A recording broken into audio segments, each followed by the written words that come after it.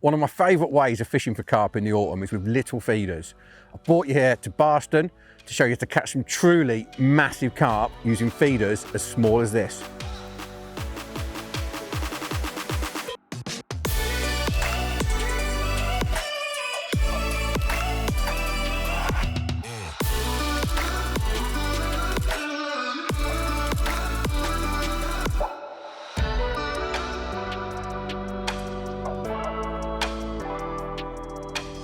Hang on, that's a carp.